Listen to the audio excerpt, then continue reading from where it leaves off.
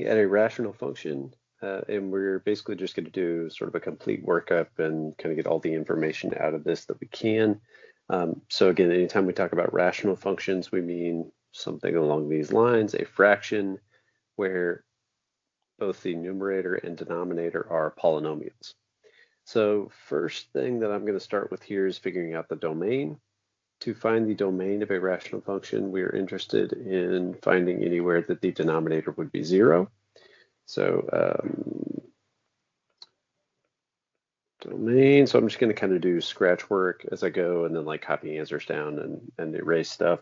You can always pause if you need more time with something. So for the domain, we need to set the denominator equal to 0.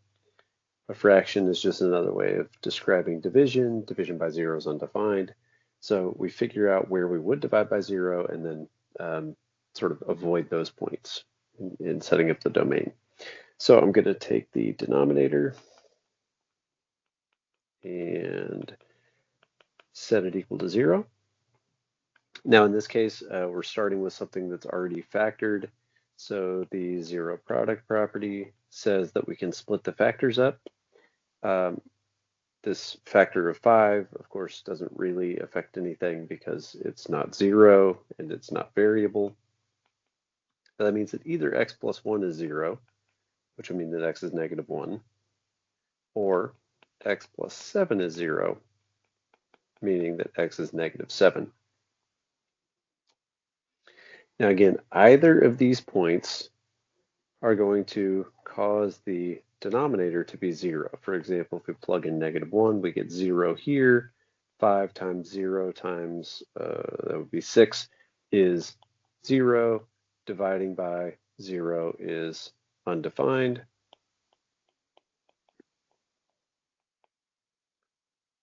Meaning that the function doesn't exist there. A similar thing happens at negative 7. This term becomes 0. This becomes, I guess, negative 6, but it doesn't matter because you multiply it by 0 anyway. And again, we get something divided by 0, which is bad news. So the domain is everything else. The way you write everything else is to take the whole real line, so negative infinity to infinity, and basically just remove or delete or kind of skip over these 2 points. To make that happen, let's see, negative 7 would be on the left, so negative infinity to negative 7, union negative 7. So this open interval means I can get up as close to negative 7 as I want on either side, but leave out the point itself. That's what we need to do. Then from negative 7 to negative 1, and then from negative 1 to infinity. So that's the domain, and the function has discontinuities at these 2 points, and maybe I'll just leave those here just as kind of a note. F has discontinuities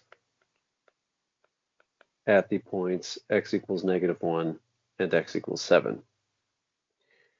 So the next thing that we want to do is figure out what happens at those points. If I look at x equals negative 1 and x equals negative 7, and think about what would happen if I plug those into the function. If x was negative 7, I would get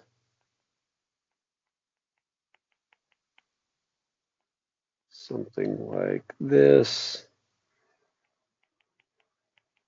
And cleaning things up, negative 11.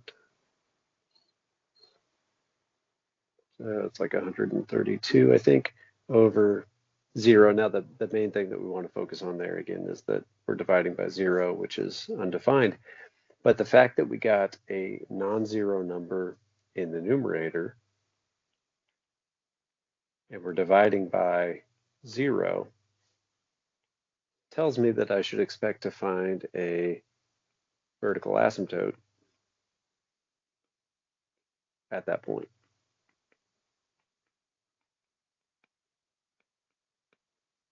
Vertical asymptote is a line. It's a vertical line, so we write it as x equals, and -7 is where it's located. Anytime something like this shows up, I didn't really think through this number being largish, but it doesn't matter. Anytime we've got a non-zero thing divided by 0, we get a vertical asymptote. So let's see what happens at -1. If I plug -1 in,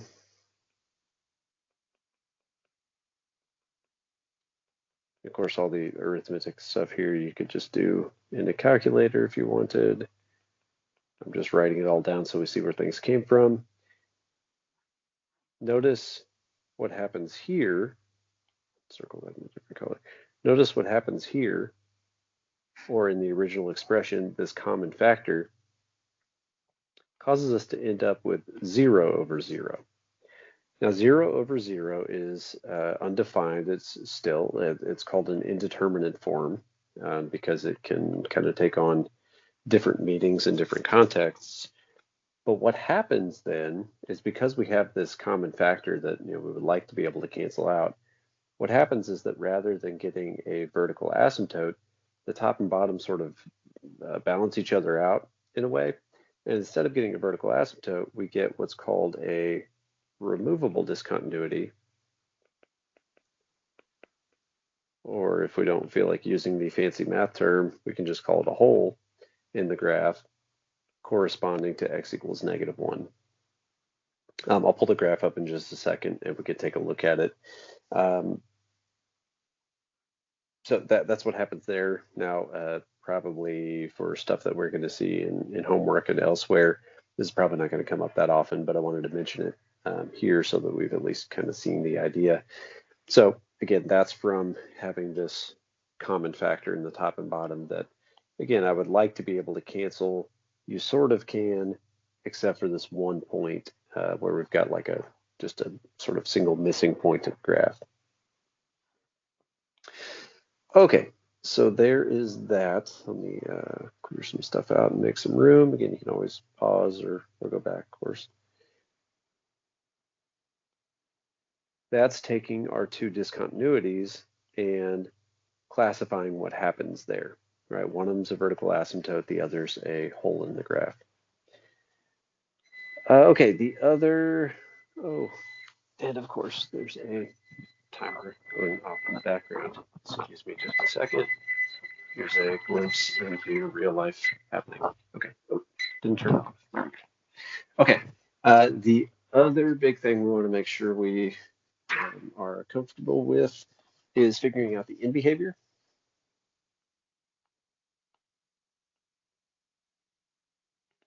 To figure out end behavior, we want to look at leading terms. So the leading terms here, in other words, what we get if we expanded everything, although we don't need to actually multiply it out, would be 2 times x times x. So in the numerator, 2x squared. And then the denominator, 5 times x, or 5x squared. Looking at this part of it, the actual degree of the leading terms, we've got x squared divided by x squared. Those are the same. So since they have the same degree, we can reduce or cancel those, and we're left with 2 over 5. In other words, the top and the bottom are basically the same size, right? They balance each other out at the ratio of 2 to 5, right? These lower order things don't matter so much later, further out in the function. So we ignore them and they balance out at again, this ratio. What that means is that this has a horizontal asymptote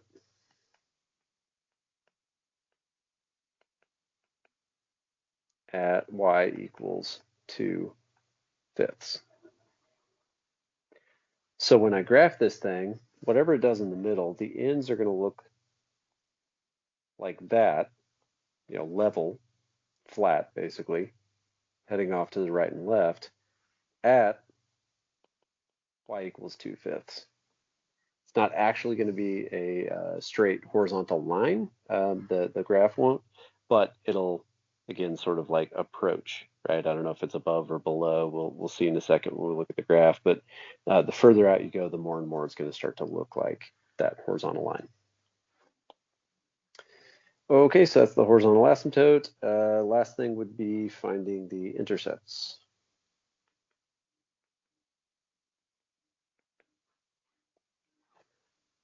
So let's start with the x-intercepts. X-intercepts, I take the whole thing, which I don't want to have to rewrite, so I'm going to cheat. But let's make it match. Take the whole thing and set it equal to 0. Now, because it's a fraction, when we set the whole thing equal to 0, really it means that the numerator is 0. So 2 times x minus 4 times x plus 1 equals 0, which would give us x equals 4 and negative 1. But we've already looked at what happens at negative 1, right? There's a discontinuity there. We figured out that that's actually a hole in the graph. So I'm going to ignore that one because it's not a point on the function. That's what we're looking for. So the only x-intercept we get is 4, 0.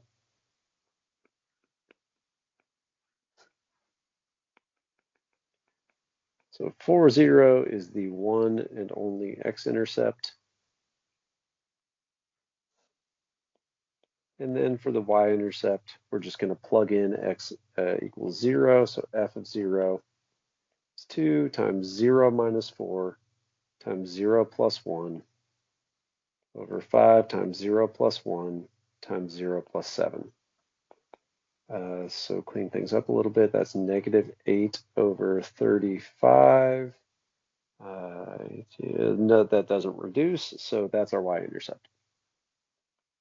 0, negative 8 over 35 is our y-intercept.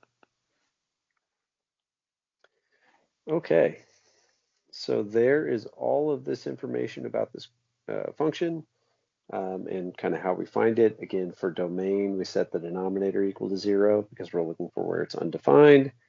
That tells us about these, tells us what this looks like, or, tells us what we need to leave out, but those end up being the sort of important bits, the like borders of the domain, the intervals. Also gives us some insight into how we find these. For the in behavior, we look at the leading terms. And then for the intercepts, you do what you always do for intercepts, which is let y be 0 and find x, or let x be 0 and find y. So here's all this information. Now let's take a quick look at the graph. Here it is. And here's all of that stuff that we just found. There we go. So we see this function kind of has these two separate branches, but there is, again, this removable discontinuity or hole there at x equals negative 1. I marked the x and y intercepts and the two asymptotes there as well. So there's that. I hope that helps. Please let me know if you have any questions. Otherwise, I will see you in class.